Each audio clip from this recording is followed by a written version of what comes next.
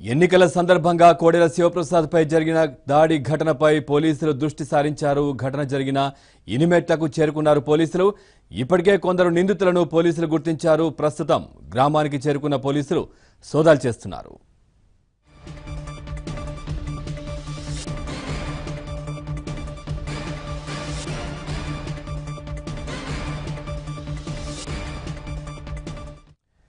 ఇక ఇదే విషయానికి సంబంధించి మరింత సమాచారాన్ని మా కరెస్పాండెంట్ సాంబశివరావుని అడిగి తెలుసుకుందాం. సాంబశివరావు, చెప్పండి.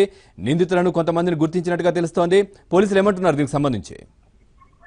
పవన్, ఎట్టకేలకు ఏపీ అసెంబ్లీ ఎన్నికల సందర్భంగా గుంటూరు జిల్లాలో జరిగిన ఏపీ అసెంబ్లీ స్పీకర్ కోడెలపై జరిగిన దాడి ఘటనపై కూడా పోలీసులు చాలా సీరియస్ గా చూస్తున్నారు. ఈ ఘటనపై కూడా ఇప్పటికే రాజపాలెం పోలీస్ స్టేషన్ లో కొంతమంది టీడీపీ నేతలు గత రాత్రి కోడెలపై దాడి ఘటనపై ఫిర్యాదు చేయగా ఆ ఫిర్యాదు మేరకు రాజపాలెం మండలం ఇనిమెట్ల గ్రామంలో ఎన్నికల సమయం రోజు జరిగిన మధ్యాహ్నం కూడా జరిగిన దాడి ఘటనకు సంబంధించి ఈ వీడియోలు కానీ ఫోటోలు కానీ మొత్తం పోలీసులు గత రాత్రి అంతా సేకరించారు. దాంట్లో ఎవరెవరైతే దాడి ఘటనలో ఉన్నారో, ఎవరెవరు దాడికి పాల్పడ్డారని కూడా స్పష్టంగా గుర్తించడానికి తెలుస్తుంది. ఇప్పటికీ ఈ రోజు ఉదయం పెద్ద ఎత్తున పోలీసులు ఇనిమెట్ల గ్రామానికి చేరుకున్నారు.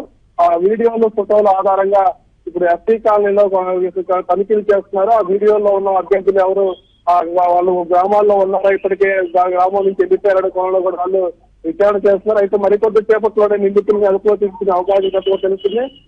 వైపు పోలీసులు పెద్ద సంఖ్యలో ఇనిమెట్ల గ్రామానికి చేరుకోవడంతో కూడా వైసీపీ శ్రేణులు కూడా అక్కడికి వెళ్లాలనే ఆలోచన కూడా అనుకున్నట్టు తెలుస్తుంది. మొత్తానికి ఏపీ అసెంబ్లీ స్పీకర్ పై కూడా దాడి ఘటన ఒకవైపు టీడీపీ సీరియస్ గా తీసుకోగా పోలీసులు కూడా స్పీకర్ పై దాడి ఘటనే దానికి చిన్నతనంగా కూడా ఉంటుందని కూడా పోలీసులు ప్రత్యక్ష దిగజారుతుందని కూడా దాన్ని కేసును సీరియస్ గా తీసుకొని నిందితులు తక్షణంగా అరెస్ట్ చేయాలని కూడా ఆలోచన తెలుస్తుంది.